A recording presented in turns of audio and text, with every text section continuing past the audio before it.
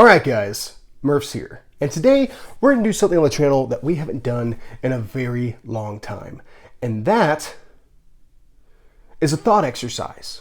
Now, for newer people to the channel who haven't seen me do one of these videos yet, thought exercises are when I pick a situation or scenario and then identify what weapon systems I would want to employ in order to be able to satisfy its requirements. So I've been doing this type of thing ever since I was a kid, and there's a wide variety of limiting factors that I can throw onto it. So I decide that I want to arm a military with available weapon systems in 1935, let's say. That would be a limiting factor that I'm putting on myself at that point. Or perhaps I'm looking for a situation that requires a certain balance of like weight or length, caliber requirements and all that kind of stuff. Say if it's a hunting type situation, bullets that are going to generate enough energy to be able to ethically engage that animal at whatever distance it is that I might be working at. Now, something that some people may not necessarily realize, or at least people who know me do know, is that I am also a huge fan of B monster movies. I remember when the Sci-Fi Channel only showed B monster movies, and that was my jam. I was watching all kinds of stuff on there: Pumpkinhead, Sasquatch, Tremors, all that kind of stuff. Those are my absolute favorite genre of movies, along with some other things. I like sci-fi, fantasy, action movies, and all that kind of stuff. But I will definitely sit down for a B monster movie in a heartbeat.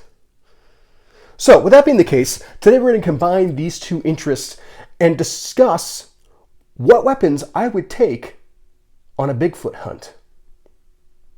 All right, so go ahead and grab yourselves a drink. I've got myself some Elijah Craig small batch. And let's go ahead and get into this situation. What is the scenario? All right, so let's say in this case, for this cryptid hunt, I have been hired, myself and a partner, for security for a small team of, what do they call themselves? Cryptozoologists? Is that the right term?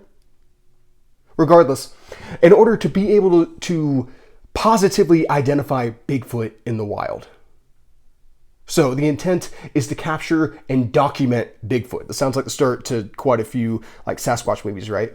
And again, sci-fi B monster movies. So Lance Henriksen, who's one of my favorite kind of low profile actors, starred in a 4-movie series about hunting Sasquatch and all this different kind of crazy stuff and all those types of things, which Lance Henriksen, people who are really into sci-fi and stuff like that, might be recognized as Wayland a couple of times in the Alien franchise. All right, anyway, back on track here. So that's our scenario. I've been hired as security in order to be able to help these cryptid hunters be able to capture and document Bigfoot. So we need to go ahead and first off talk about our target, Bigfoot. Who or what is Bigfoot? Bigfoot is believed to be some sort of missing link between Neanderthal and current man. So he has an ape-like build.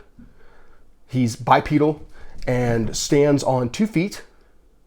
Has more of a human-like construction. So, whenever it is that we talk about apes and gorillas and all that kind of stuff, we commonly think about them having massive upper bodies and then supporting their massive upper bodies on their knuckles and stuff like that as they move about, while also being able to stand upright. Bigfoot, based off of photographic and questionable movie evidence, is capable of moving just like a human.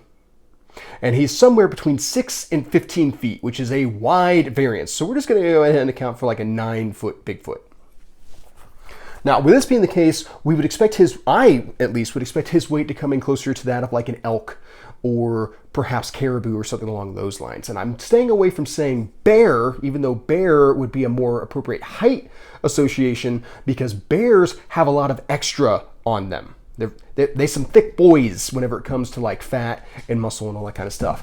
From the appearance, Leia, what are you doing? From the appearance of Bigfoot, he seems to be strongly muscled and lean, which is concerning in his own ways. And of course, his feet, his large feet, and probably large hands to go along with that, are a thing of legend. So they're about 2 feet long and 8 inches wide, and based off of very questionable casts that have been recovered of footprints in the mud. His range seems to be the Pacific Northwest, so going as low as Northern California and then as high as into Western Canada. or where most of your Bigfoot sightings occur. So based off of this, I suspect that, especially with his kind of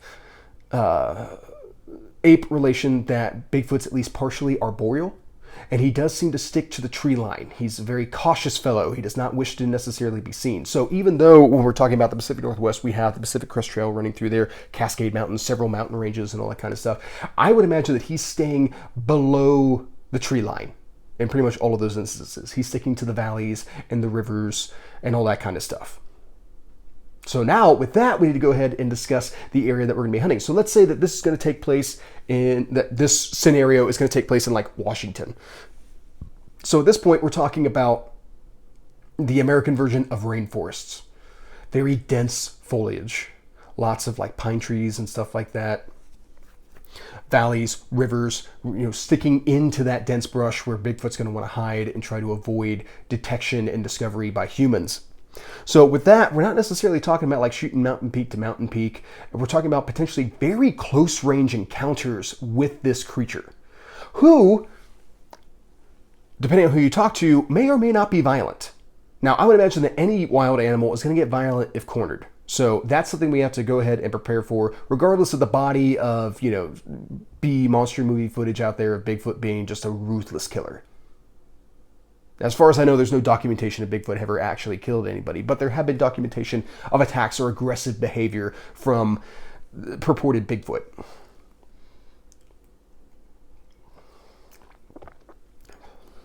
Okay, so now we know the area that we're going to.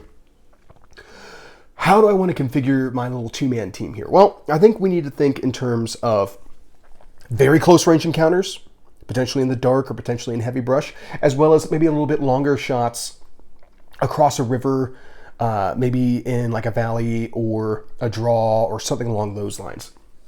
Having the ability to be able to detect or identify Bigfoot from a greater distance and be able to engage him at a little bit greater distance, but we're not necessarily talking about like 1,000 yards shooting or anything along those lines. So I want to go ahead and talk about my partner's configuration first.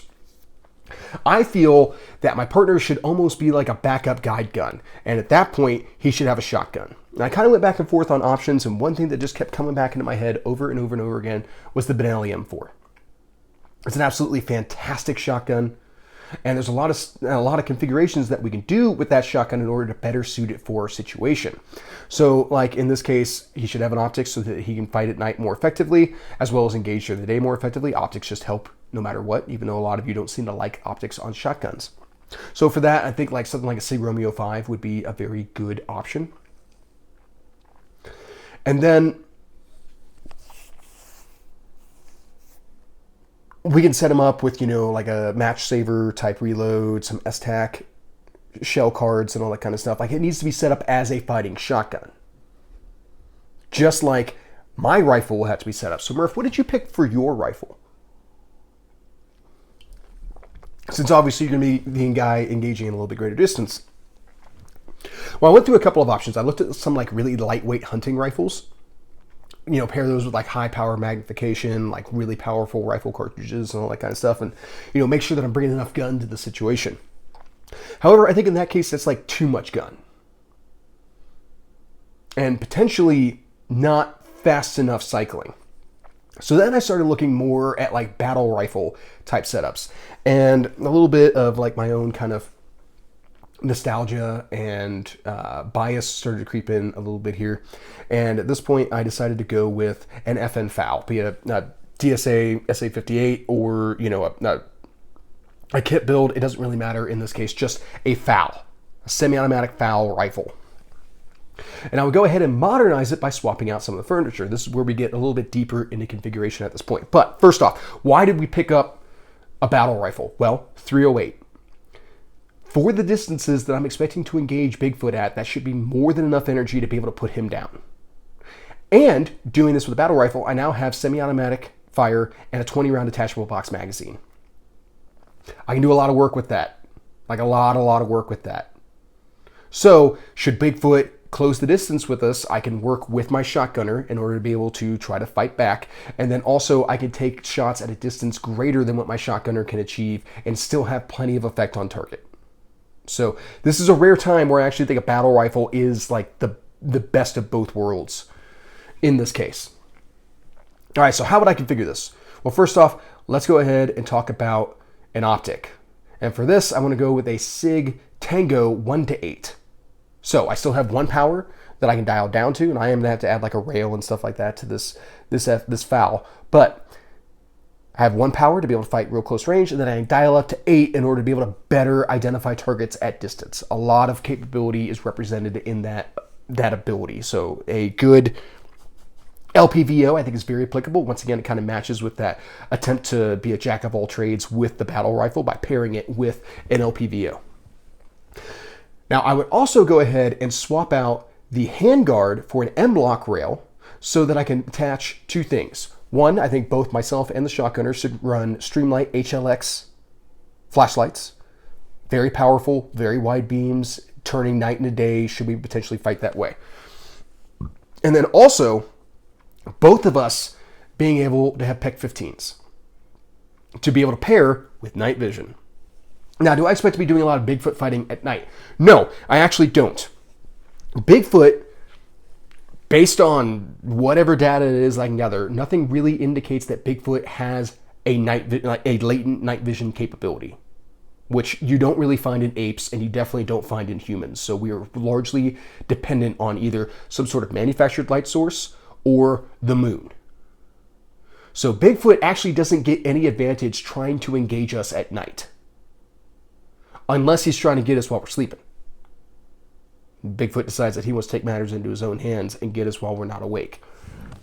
That's a potential scenario. We can go ahead and fix that with like rotating guard shift and all that kind of stuff.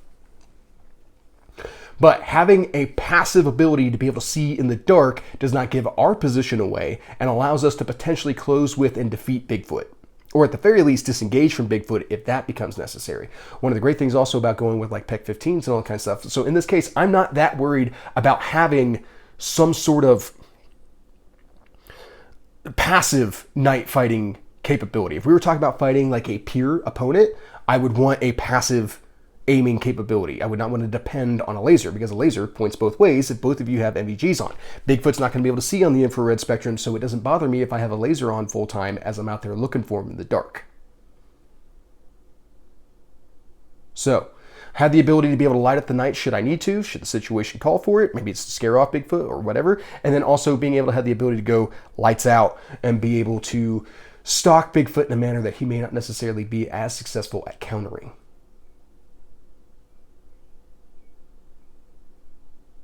Okay, so that's how both of our long guns would be configured. What handguns are we going to go with? And I thought about this quite a bit. What I decided on were Colt Anacondas, chambered in 44 Magnum. So 44 Magnum in this case is going to be plenty of gun for something the size of Bigfoot at the ranges that we would be engaging with a handgun at. So I'm not necessarily trying to go out here and handgun hunt Bigfoot. This is supposed to be a last-ditch option, but I need something that's going to be powerful enough to be able to penetrate all of that muscle.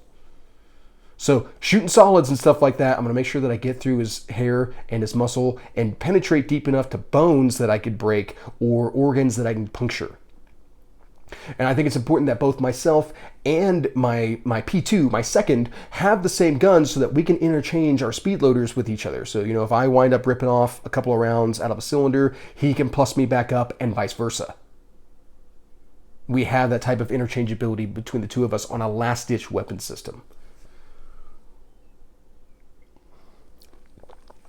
Now, you guys might be wondering what's going on here with this box, and longtime viewers of the channel definitely haven't seen this box recently, but they've seen it before. This is my knife box. For those of you who don't know, I'm actually an avid collector of knives, and I have a box of like all the knives that I've historically carried or used at one time or another for one aspect or another. So whenever it is that I do these types of hunting videos, I like to bring out a box in order to be able to select what my hunting knife is at random so we can see how screwed I am in the situation. So let's say in this fictitious scenario, this bad B movie monster plot and all that kind of stuff, the situation's gone sideways. I have been cut off from the group. Perhaps my rifle's exhausted. My Colt Anaconda is empty. And now I have to close with Bigfoot hand to knife. How screwed am I about to be? Let's find out.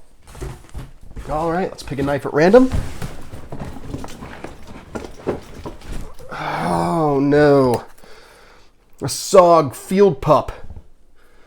I'm pretty screwed. This knife, first off, is not a fighting knife, and it's definitely not a large enough knife to be able to take on Bigfoot. So that's unfortunate. It looks like I really better hope the anaconda sorts it all out, or maybe I sort myself out with the last round, because this is not a winning combination going to make. All right, guys. I think that pretty much covers my thoughts on this particular subject. I'm curious about two things. One, what setup would you bring for this hunt? And two, what's your favorite B-rated monster movie? And why is it Tremors? All right, guys, that's pretty much what I got. Hope you guys found this interesting. Have a good day.